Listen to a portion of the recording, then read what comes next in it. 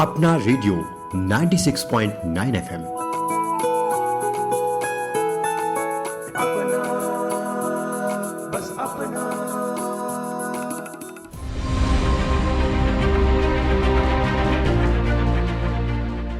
नमस्कार श्रोताओं, आप सुन रहे हैं अपना रेडियो 96.9 एफएम और मैं हूं उदय शर्मा।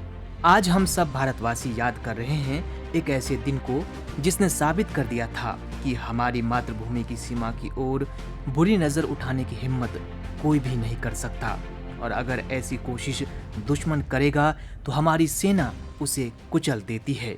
आज का दिन इतिहास में उस महान जीत के नाम दर्ज है जब भारतीय सेना ने दुश्मनों के फन को कुचल दिया था, उसके इरादे को ध्वस्त कर दिया था, और यह सब हुआ था कारगिल युद्ध में, जिसे भारतीय सेना ने जीता था। पाकिस्तानी सेना की बुरी तरह हार हुई थी। तो दोस्तों, आज है कारगिल विजय दिवस। इस उपलक्ष्य पर आप सभी श्रोताओं को बहुत बहुत बधाई और अपने वीर सैनिकों को सलाम। तो दोस्तों, आज के इस खुशी के मौके पर हम आपके लिए लाए हैं विशेष कार्यक्रम कारगिल के वीर और उनकी शौर्य गाथा।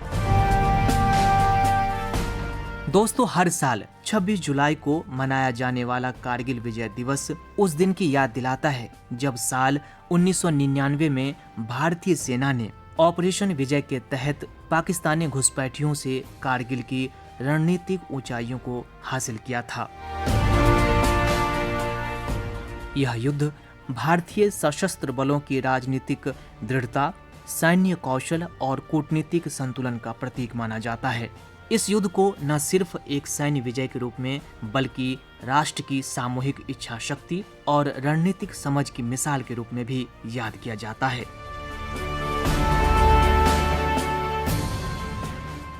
दोस्तों, यह एक कड़वा सच है कि भारत और पाकिस्तान के बीच संघर्षों का लंबा इतिहास रहा है, जिसमें साल 1971 का एक महत्वपूर्ण संघर्ष भी शामिल है, जिसके कारण बांग्लादेश का गठन हुआ था। साल 1971 के बाद दोनों देशों ने विशेष रूप से निकटवर्ती पर्वत श्रृंखलाओं पर सैन्य चौकियों के माध्यम से सियाचिन ग्लेशियर पर नियंत्रण की होड़ में निरंतर तनाव का सामना किया।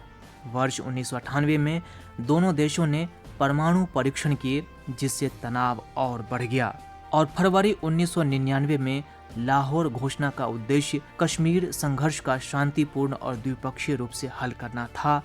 लेकिन दोस्तों, आसुरी प्रवृत्ति के लोग चैन से कहां बैठते हैं। उनका इरादा तो आतंक को फैलाना होता है। साल 1998-1999 की सर्दियों के दौरान पाकिस्तानी सशस्त्र बलों ने कारगिल, लद्दाख के द्रास और बटालिक सेक्टर में NH-1A पर स्थित किलेबंद ठिकानों पर कब्जा करने के लिए नियंत्रण रेखा यानी LOC के पार गुप्त रूप से सैनिकों को प्रशिक्षित और तैनात किया। भारतीय सैनिकों ने पहले तो इन घुसपैठियों को आतंकवादी या जिहादी समझा, लेकिन जल्द ही स्पष्ट हो गया था कि यह हमला एक सुनियोजित सैन्य अभियान था पाकिस्तान की ओर से। यह युद्ध वर्ष 1999 की गर्मियों में कारगिल सेक्टर में मशकोह घाटी से लेकर तुर्तुक तक फैली 170 किलोमीटर लंबी पर्वतीय सीमा पर लड़ा गया था। इसके प्रत्युत्तर में भारत ने ऑपरेशन विजय की शुरुआत की, जिसमें घुसपैठ का मुकाबला करने के लिए 2 लाख से अधिक सैनिकों को तैनात किया गया। इस कारगिल युद्ध में भारत के वीरों ने अदम्य साहस और प्रचंड शौर्य का परिचय दिया और भारत की जीत हुई थी। और इसी की याद में यानी साल 1999 के कारगिल युद्ध में देश के लिए सर्वोच्च बलिदान देने वाले भारतीय सैनिकों के शौर्य, पराक्रम और बहादुरी के सम्मान में श्रद्धांजलि अर्पित करने के लिए प्रत्येक वर्ष 26 जुलाई को कारगिल विजय दिवस मनाया जाता है। यह स्मृति दिवस भारत और पाकिस्तान के बीच मई 1999 में शुरू हुए कारगिल युद्ध के समापन का प्रतीक है। यह युद्ध 1999 में पाकिस्तान के साथ संघर्ष में भारत की विजय को याद करता है और युद्ध के दौरान भारतीय सैनिकों की बहादुरी एवं बलिदान का सम्मान करता है। वास्तव में दोस्तों, कारगिल विजय दिवस हमारे वीर सैनिकों के असीम प्रेम और बलिदान को दर्शाता है। इस युद्ध के कई नायक हैं जिन्होंने अपने पराक्रम से दुश्मनों के इरादे नेस्तनाबूद कर दिए थे। देश के बहादुर सैनिकों ने अपनी मातृभूमि की रक्षा के लिए अपनी असाधारण वीरता का परिचय देते हुए देश के लिए शहीद हुए थे। तो आइए दोस्तों, हम आपको बताते हैं आज के इस विशेष दिवस पर कारगिल युद्ध के महान नायकों के बारे में। दोस्तों, कारगिल युद्ध की जब भी चर्चा होती है तब कैप्टन विक्रम बत्रा का नाम बहुत ही गर्व के साथ लिया जाता है, जिन्होंने चोटिल होने के बावजूद अपनी टीम का नेतृत्व करते हुए पॉइंट 4875 कब्जा किया था। इस दौरान उनका नारा था, ये दिल मांगे मोर। दोस्तों, कैप्टन विक्रम बत्रा जी का जन्म 9 सितंबर 1974 को हिमाचल प्रदेश के पालमपुर में गिरधारी लाल बत्रा और कमल कांता के घर हुआ था। उनकी मां एक स्कूल शिक्षिका थीं और उनके पिता एक सरकारी स्कूल के प्रधानाचार्य थे। कैप्टन विक्रम बत्रा जून 1996 में मानेकशॉ बटालियन में भारतीय सैन्य अकादमी में शामिल हुए। 19 महीने का प्रशिक्षण पूरा करने के बाद उन्होंने 6 दिसंबर 1997 को भारतीय सैन्य अकादमी से स्नातक की उपाधि प्राप्त की। उन्हें जम्मू और कश्मीर राइफल्स की 13वीं बटालियन में लेफ्टिनेंट के रूप में कमीशन दिया गया। कुछ प्रशिक्षण और कई कोर्स पूरे करने के बाद उनकी बटालियन 13 JAK RIF को उत्तर प्रदेश के शाहजहांपुर जाने का आदेश मिला। 5 जून को बटालियन के आदेश बदल दिए गए और उन्हें जम्मू कश्मीर के द्रास जाने का आदेश दिया गया। दोस्तों, कैप्टन विक्रम बत्रा को कारगिल युद्ध का नायक माना जाता है और तोलोलिंग नाले के ऊपर स्थित चोटी, जो कि 5140 पर स्थित है, को पुनः प्राप्त करने में उन्होंने महत्वपूर्ण भूमिका निभाई थी। चोटी 5140 पर कब्जा करने के बाद वह चोटी 4875 पर कब्जा करने के लिए एक और मिशन पर गए। निसंदेह यह भारतीय सेना द्वारा किए गए सबसे कठिन अभियानों में से एक था। इस युद्ध में उनके एक साथी को गोली लग गई थी। फिर उसे बचाने के लिए उन्होंने अपना सिर काट लिया और दुश्मन के ठिकानों को साफ करते हुए शहीद हो गए। साल 1999 में भारत और पाकिस्तान के बीच हुए कारगिल युद्ध में उनकी शहादत के लिए मरणोपरांत भारत के सर्वोच्च और प्रतिष्ठित पुरस्कार परमवीर चक्र से सम्मानित किया गया। कारगिल के अगले हीरो की बात करें तो दोस्तों, हमें याद आता है 18 ग्रेनेडियर्स योगेंद्र सिंह यादव जी। इनका जन्म 10 मई 1980 को उत्तर प्रदेश के बुलंदशहर के सिकंदराबाद में करण सिंह यादव और संतरा देवी के घर हुआ था। उनकी बटालियन ने 12 जून 1999 को तोलोलिंग टॉप पर कब्जा कर लिया और इस दौरान 2 अधिकारियों, 2 जूनियर कमीशन अधिकारियों और 21 सैनिकों ने अपने प्राणों की आहुति दी। वीरता का विशिष्ट कार्य 4 जुलाई 1999 को हुआ, जब उन्होंने 18 ग्रेनेडियर्स के घातक कमांडो प्लाटून का स्वेच्छा से नेतृत्व किया। ग्रेनेडियर्स योगेंद्र सिंह यादव घातक प्लाटून का भी हिस्सा थे और उन्हें टाइगर हिल पर लगभग 16,500 फीट ऊंची खड़ी चट्टान पर स्थित 3 रणनीतिक बंकरों पर कब्जा करने का काम सौंपा गया था। वह रस्सी के सहारे चढ़ रहे थे, तभी दुश्मन के बंकर से रॉकेट दागे जाने लगे। उन्हें कई गोलियां लगी, लेकिन उन्होंने दर्द की परवाह किए बिना अपना मिशन जारी रखा। वह रेंगते हुए पहले दुश्मन बंकर तक पहुंचे और एक ग्रेनेड फेंका, जिससे लगभग 4 पाकिस्तानी सैनिक मारे गए और दुश्मन की गोलाबारी रुक गई। इससे बाकी भारतीय प्लाटून को चट्टान पर चढ़ने का मौका मिल गया। योगेंद्र सिंह यादव ने लड़ाई जारी रखी और साथ ही सैनिकों की मदद से दूसरे बंकर को भी नष्ट कर दिया और कुछ और पाकिस्तानी सैनिकों को मार गिराया, जिससे बाकी पलटन को फिर से वहां पहुंचने का मौका मिल गया। इस तरह दोस्तों, ग्रेनेडियर्स योगेंद्र सिंह यादव जी ने कारगिल युद्ध के सबसे कठिन अभियानों में से एक को पूरा किया। 15 गोलियां लगने के बावजूद वह अपने दल के साथ आगे बढ़े और टाइगर हिल पर कब्जा जमाया। उनकी अद्वितीय वीरता के लिए अगस्त 1999 में नायाब सूबेदार योगेंद्र सिंह यादव को भारत के सर्वोच्च सैन्य सम्मान परमवीर चक्र से सम्मानित किया गया। वे परमवीर चक्र से सम्मानित होने वाले सबसे कम उम्र के व्यक्ति थे। दोस्तों, अब हम आपको बताएंगे गोरखा राइफल्स के लेफ्टिनेंट मनोज कुमार पांडे जी के बारे में। लेफ्टिनेंट मनोज कुमार पांडे ने भी कारगिल युद्ध में महत्वपूर्ण भूमिका निभाई थी। उनकी बहादुरी, वीरता और प्रेरणादायक नेतृत्व को मान्यता देते हुए भारत सरकार ने उन्हें मरणोपरांत परमवीर चक्र से सम्मानित किया था। दोस्तों, लेफ्टिनेंट मनोज कुमार पांडे का जन्म 25 जून 1975 को उत्तर प्रदेश के सीतापुर के रुधा गांव में श्री गोपी चंद पांडे और श्री मोहिनी पांडे के घर हुआ था। वे 11 गोरखा राइफल्स के एक सैनिक थे। उनके टीम को दुश्मन सैनिकों को खदेड़ने का काम सौंपा गया था और उन्होंने घुसपैठियों को पीछे धकेलने के लिए कई हमले किए। दुश्मन की भीषण गोलाबारी के बीच बहादुर लेफ्टिनेंट मनोज कुमार पांडे और गंभीर रूप से घायल कई अन्य अधिकारी ने अपना हमला जारी रखा, जिसके फलस्वरूप अंततः बटालिक सेक्टर में जौबर टॉप और खालूबर पहाड़ी पर कब्जा कर लिया गया। देश की आन बान शान के लिए एक और वीर सैनिक ने अपनी जान कुर्बान कर दी थी। इनकी बहादुरी, वीरता और प्रेरणादायक नेतृत्व को मान्यता देते हुए भारत सरकार ने मरणोपरांत उन्हें परमवीर चक्र से सम्मानित किया।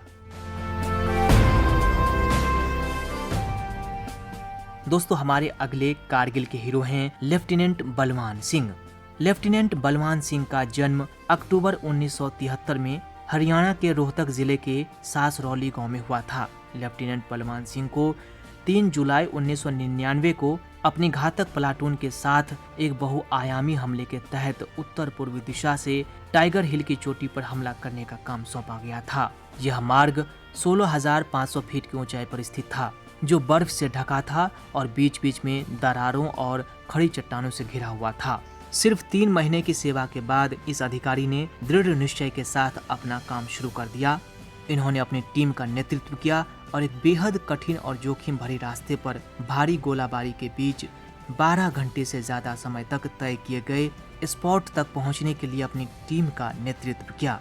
उनकी टीम ने चट्टान पर हमला करने वाले पर्वतारोहण उपकरणों का इस्तेमाल करके चुपके से चोटी पर पहुंचकर दुश्मन को चौंका दिया। घातकों को देखकर दुश्मन घबरा गया और एक जबरदस्त गोलीबारी में घातकों को पीछे से हटाने की कोशिश की गई। गोलीबारी में लेफ्टिनेंट बलवान सिंह गंभीर रूप से घायल हो गए, लेकिन बिना विचलित हुए उन्होंने दुश्मन को खत्म करने का संकल्प लिया। घायल होने के बावजूद उन्होंने पीछे हटने से इनकार कर दिया था और लड़ाई जारी रखी और अंततः दुश्मन को घेर लिया और 4 दुश्मन सैनिकों को मार गिराया। इस महावीर चक्रधारी अधिकारी के प्रेरणादायक नेतृत्व, उनके साहस और उनकी बहादुरी ने टाइगर हिल पर कब्जा करने में महत्वपूर्ण भूमिका निभाई। उनके साहस और वीरता के लिए उन्हें महावीर चक्र से सम्मानित किया गया। दोस्तों, अब हम आपको बताएंगे 18 ग्रेनेडियर्स के मेजर राजेश सिंह अधिकारी के बारे में। इनका जन्म उत्तर प्रदेश के नैनीताल में दिसंबर 1970 में KS अधिकारी और मालती अधिकारी के घर हुआ था। 30 मई 1999 को तोलोलिंग पर्वत पर कब्जा करने के लिए बटालियन के एक हिस्से के रूप में उन्हें इसके अग्रिम मोर्चे पर कब्जा करके, जहां दुश्मन की मजबूत स्थिति थी, प्रारंभिक स्थिति सुरक्षित करने का काम सौंपा गया था। लगभग 15,000 फीट की ऊंचाई पर दुश्मन का ठिकाना एक दुर्गम पहाड़ी इलाके में था, जो बर्फ से ढका हुआ था। वह अपने उद्देश्य की पूर्ति हेतु अपनी कंपनी का नेतृत्व कर रहे थे। यूनिवर्सल मशीन गन से उन पर 2 परस्पर विरोधी दुश्मन ठिकानों से गोलीबारी की गई। उन्होंने तुरंत रॉकेट लॉन्चर टुकड़ी को दुश्मन के ठिकानों पर हमला करने का निर्देश दिया और बिना रुके उस ठिकाने पर पहुंचकर 2 दुश्मन कर्मियों को मार गिराया। मेजर राजेश सिंह अधिकारी ने अपनी सूझबूझ से अपनी मीडियम मशीन टुकड़ी को चट्टान के पीछे पोजीशन लेने और दुश्मन से टक्कर लेने का आदेश दिया। लड़ाई के दौरान अधिकारी गोलियों से घायल हो गए, लेकिन उन्होंने सब यूनिट का निर्देशन जारी रखा। उन्होंने वहां से हटने से इनकार कर दिया और दुश्मन की दूसरी पोजीशन पर हमला कर दिया और एक और सैनिक को मार गिराया। तोलोलिंग की दूसरी पोजीशन पर कब्जा कर लिया गया, जिसके बाद में पॉइंट 4590 पर कब्जा कर लिया गया। हालांकि बाद में उन्होंने अपनी चोटों के कारण दम तोड़ दिया। इन्हें मरणोपरांत महावीर चक्र से सम्मानित किया गया, जो युद्ध के मैदान में बहादुरी के लिए दूसरा सर्वोच्च भारतीय सैन्य सम्मान है। दोस्तों, इसी तरह हमारे कारगिल युद्ध में एक और वीर सैनिक थे। नाम है rifleman Sanjay Kumar. 13 JAK rifles Sanjay Kumar ने पॉइंट 4875 पर कब्जा करने में अहम रोल अदा किया था। घायल होने के बावजूद भी वह वीरता से लड़ते रहे। उनके अदम्य साहस का सम्मान करते हुए परमवीर चक्र से उन्हें नवाजा गया था। इनका जन्म मार्च 1976 में हिमाचल प्रदेश के बिलासपुर जिले के कलोल बकेन में पिता दुर्गाराम और मां भाग देवी के घर हुआ था। 4 जुलाई 1999 को उन्होंने मुश्कोई घाटी में .4875 के फ्लैट टॉप क्षेत्र पर कब्जा करने के लिए तैनात हमलावर टुकड़ी का प्रमुख स्कॉट बनने की पेशकश की थी। जब हमला आगे बढ़ा तो दुश्मन ने एक संघर्ष से स्वचालित गोलीबारी शुरू कर दी, जिससे कड़ा विरोध हुआ और टुकड़ी रुक गई। इस अधिकारी ने स्थिति की गंभीरता को भांप लिया और अदम्य साहस का परिचय देते हुए अपनी जान की परवाह किए बिना दुश्मन के संघर्ष पर हमला बोल दिया। आमने सामने की लड़ाई में उन्होंने 3 घुसपैठियों को मार गिराया और खुद भी गंभीर रूप से घायल हो गए। घायल होने के बावजूद भी वहां से भागने के बजाय उन्होंने दूसरे संघर्ष पर हमला कर दिया। दुश्मन हैरान रह गए और एक यूनिवर्सल मशीन गन से पीछे छूटकर भागने लगे। इन्होंने दुश्मन द्वारा छोड़ा गया हथियार उठाया और भागते हुए दुश्मन को मार गिराया। उनके जख्मों से बहुत खून बह रहा था, लेकिन उन्होंने वहां से निकलने से इनकार कर दिया। उन्होंने अपने साथियों का हौसला बढ़ाया और दुश्मन के कब्जे से बचकर फ्लैट टॉप इलाके की ओर कूच कर दिया। और दोस्तों, इसी अदम्य साहस का सम्मान करते हुए भारत के सर्वोच्च सैन्य सम्मान परमवीर चक्र से इन्हें सम्मानित किया गया। दोस्तों, अब हम आपको बताएंगे महावीर चक्रधारी मेजर विवेक गुप्ता जी के बारे में। मेजर विवेक गुप्ता के प्रेरक नेतृत्व में भारी तोपखाने और स्वचालित गोलाबारी के बावजूद वे दुश्मन के करीब पहुंचने में सफल रहे थे।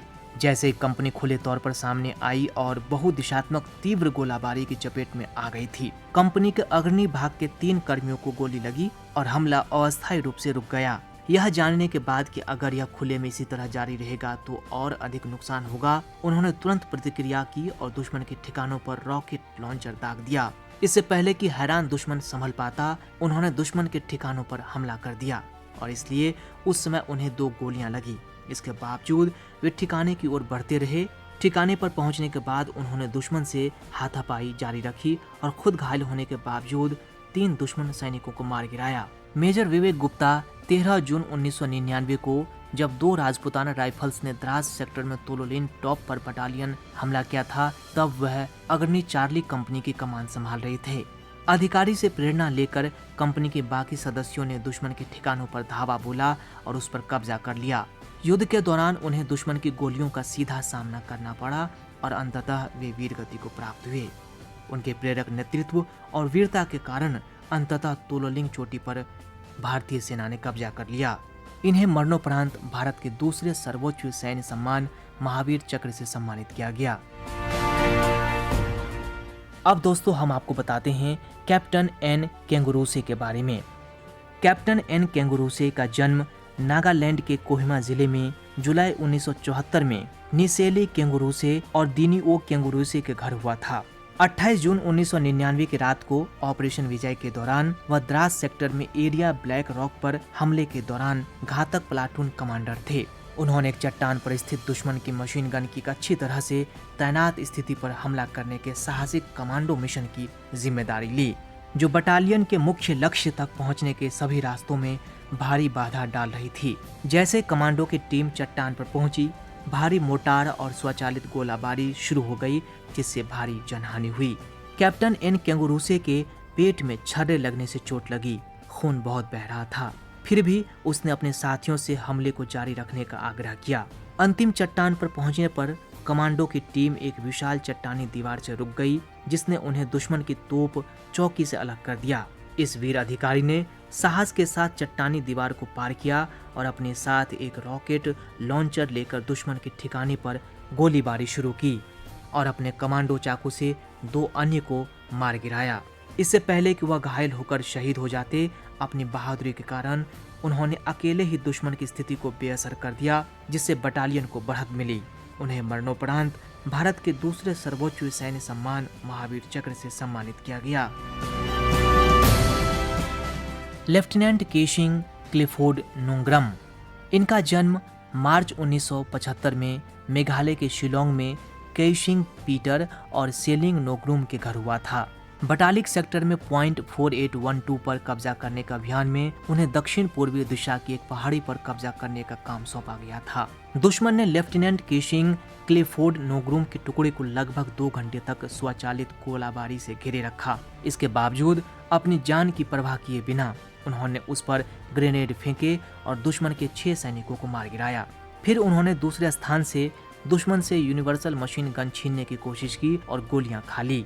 लेफ्टिनेंट की कार्रवाई देखकर दुश्मन सैनिक दंग रह गए। उनकी चोटों को देखे बिना वह तब तक बहादुरी से लड़ते रहे जब तक कि वो वीर गति को प्राप्त नहीं हो गए। इनकी शहादत की वजह से ही पॉइंट 4812 पर अंततः भारतीय सेना ने कब्जा कर लिया। इनकी अदम्य साहस और वीरता के कारण उन्हें मरणोपरांत भारत के दूसरे सर्वोच्च सैन्य सम्मान महावीर चक्र से सम्मानित किया गया। दोस्तों, अब हम आपको बताते हैं महावीर चक्रधारी नायक दिगेंद्र कुमार जी के बारे में। नायक दिगेंद्र कुमार जी का जन्म राजस्थान के सीकर जिले में जुलाई 1969 में श्री शिवेदन सिंह और माता श्रीमती राज गोरे के घर हुआ था। द्रास सेक्टर में तुल लिंग पर अपनी कंपनी के हमले के दौरान वे लाइट मशीन गन ग्रुप के कमांडर थे। उनका मुख्य उद्देश्य एक सुदृढ़ किलेबंद दुश्मन के ठिकाने पर कब्जा करना था। जब आक्रमण समूह 13 जून 1999 को अपने उद्देश्य के करीब था तो यह सार्वभौमिक मशीन गन, भारी बंदूक और अन्य छोटे हथियारों के साथ प्रभावी आग के तहत आया, जिससे आक्रमण समूह में भारी हताहत हुए। उन्हें अपनी बाईं बाह में गोली लगी थी। अपनी चोट के बाद उन्होंने एक हाथ से गोलीबारी जारी रखी और दुश्मन पर प्रभावी और सटीक लाइट मशीन गन फायर को नीचे लाया। इसके कारण दुश्मन के सिर नीचे हो गया और उनके अपने आदमी उद्देश्य की ओर आगे बढ़े। प्रभावी कवरिंग फायरिंग के बाद उनके अपने सैनिकों ने शारीरिक रूप से दुश्मन के स्थान पर हमला किया और भीषण हाथापाई के बाद इसे साफ कर दिया। गंभीर रूप से घायल होने के बावजूद यह उनकी बहादुरी और साहस था कि आक्रमण समूह उद्देश्य पर कब्जा करने में सक्षम था। उन्हें साल 1999 में भारत के दूसरे सबसे बड़े सैन्य सम्मान महावीर चक्र से सम्मानित किया गया। और दोस्तों, अब बारी है कैप्टन अमोल कालिया जी की वीरता की कहानी सुनने का। दोस्तों, कैप्टन अमोल कालिया हमेशा से एक सैनिक बनना चाहते थे। उन्होंने पंजाब के नांगल में स्कूली शिक्षा प्राप्त की और उन्होंने राष्ट्रीय रक्षा अकादमी सेना प्रशिक्षण विद्यालय में जाने का विकल्प चुना। हालांकि वे इंजीनियर बन सकते थे। साल 1999 में भारत और पाकिस्तान के बीच युद्ध के दौरान कैप्टन कालिया की टीम को पाकिस्तानी सैनिकों से एक बेहद महत्वपूर्ण पर्वत शिखर वापस लेने के लिए भेजा गया था। यह एक खतरनाक मिशन था, लेकिन कैप्टन कालिया और उनके 13 साथी पर्वतीय युद्ध में माहिर थे। वे रात में चोटी पर पहुंचे और दुश्मन सैनिकों से लड़ने लगे। दुर्भाग्य से कैप्टन कालिया के कुछ साथी युद्ध में शहीद हो गए। हालांकि दोस्तों, कैप्टन कालिया बुरी तरह से घायल हो गए थे, फिर भी वे बहादुरी से लड़ते रहे जब तक कि वो वीर गति को प्राप्त नहीं हो गए। तो दोस्तों, ये थी हमारे कारगिल युद्ध के वीर और उनकी कहानियां, जिन्होंने बहादुरी और साहस के साथ कारगिल युद्ध लड़ा और भारत को जीत दिलाई और हम सबको गौरवान्वित होने का अवसर दिया। दोस्तों, इन वीर सैनिकों का बलिदान कभी भुलाया नहीं जा सकता और इसीलिए कारगिल युद्ध में शहीद हुए सैनिकों के बलिदान को याद करने के लिए हर साल आज के दिन यानी 26 जुलाई को हम सभी भारतवासी मनाते हैं कारगिल विजय दिवस। तो दोस्तों, कारगिल युद्ध को संक्षिप्त में समझें तो साल 1971 में भारत और पाकिस्तान के बीच एक बहुत बड़ा युद्ध हुआ था, जिसके फलस्वरूप बांग्लादेश का निर्माण हुआ था। तब से ही दोनों देशों में खटास पैदा हो गई थी।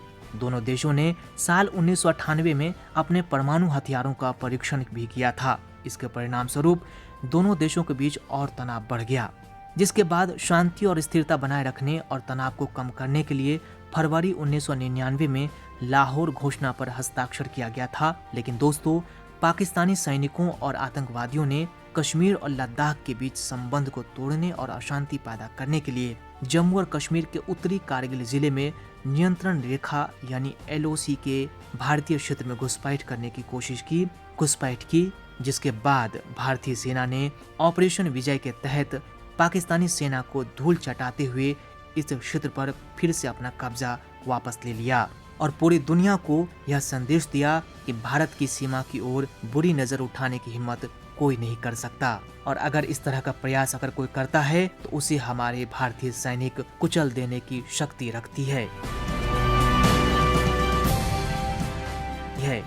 दोस्तों, हमारा देश भारत निस्संदेह एक शांति प्रिय देश है। शांति, प्रेम, भाईचारे का ध्वजवाहक है।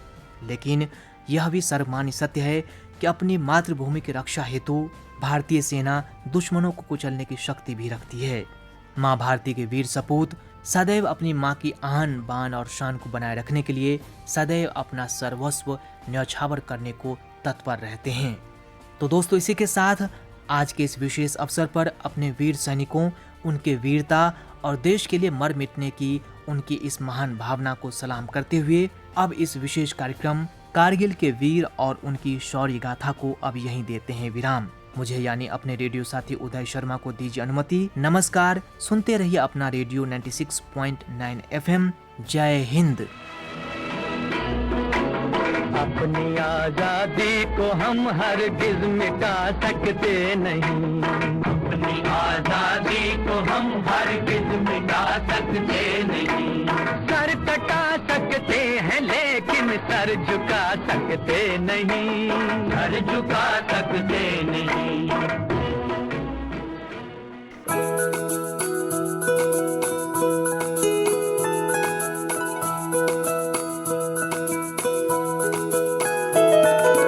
मेरी ख्वाहिशें, मेरे अरमान, मेरा बस यही सपना, जिंदगी में हर कोई समझे हम सफर मुझे अपना, अपना, बस अपना।